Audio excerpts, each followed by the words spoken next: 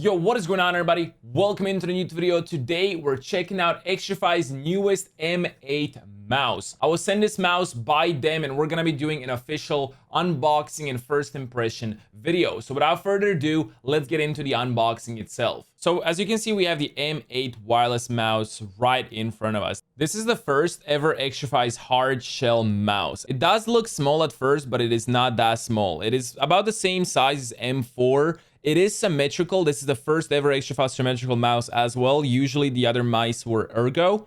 So this one is symmetrical. It has only 4mm button height as well, which is kind of crazy.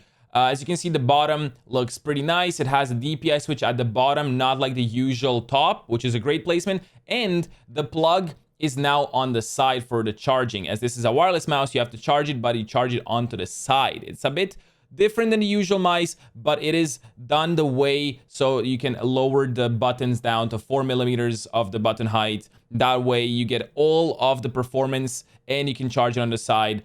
The package is the classic Xtrfy packaging. You obviously get the cable that you use to charge the mouse, and you get the wireless dongle that goes into your PC, and then you can use the mouse wirelessly. So this is the normal Xtrfy packaging. You get this with every wireless mouse. The cable itself is 1.8 meters and it's the Xtrfy Easy Cord Pro cable. So it doesn't tangle or it doesn't get in the way. It is very light and I like it a lot. The mouse itself has the Pixar 3395 optical gaming sensor and PTFE glides. The main switches are Kale GM 8.0 switches. It does use the normal 2.4 GHz wireless connection as well, and it does weigh 55 grams. In the package, we also get some extra glides, the Xtrfy sticker, and the manual. As this is a plug-and-play mouse, everything is stored onto the hardware itself, which is amazing. You don't need no extra software or anything. All the buttons under the mouse will have the CPI, polling rate, and all the other LOD or debounce settings, which is absolutely perfect.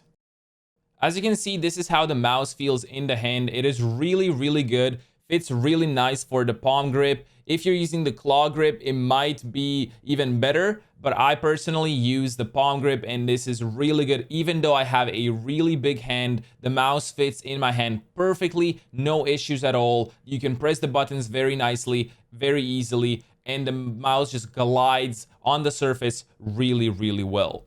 All right, enough talking. Let's hear the sound test.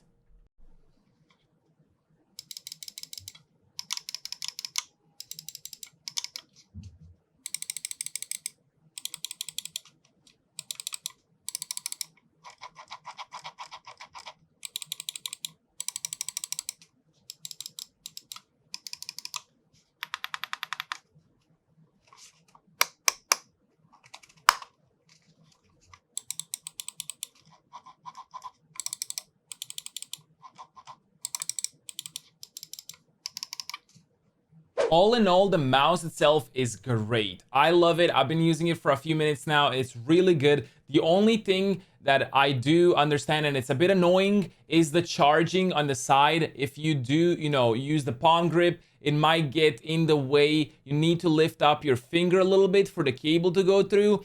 So that's something you should know about. Most of the time you'll be using it is when you're wireless and not when it's charging, so it's great then. But when there's a cable, you need to figure out, obviously it will take some time for you to learn that there's going to be a cable on the side and not in the front, but the 4mm button height is really, really good. I love this mouse. It's really good. I can't wait to test it out even more, and then I'm gonna make the full-on review. I hope you guys like this video. I hope I showed everything again. Thank you, Xtrfy, for sending me this mouse. If you guys did like the video, make sure to drop a like, comment, and subscribe. If I missed something or you have any more questions, let me know down in the comments below, and I'll see you in the next video. Peace out and have a good one. Bye-bye.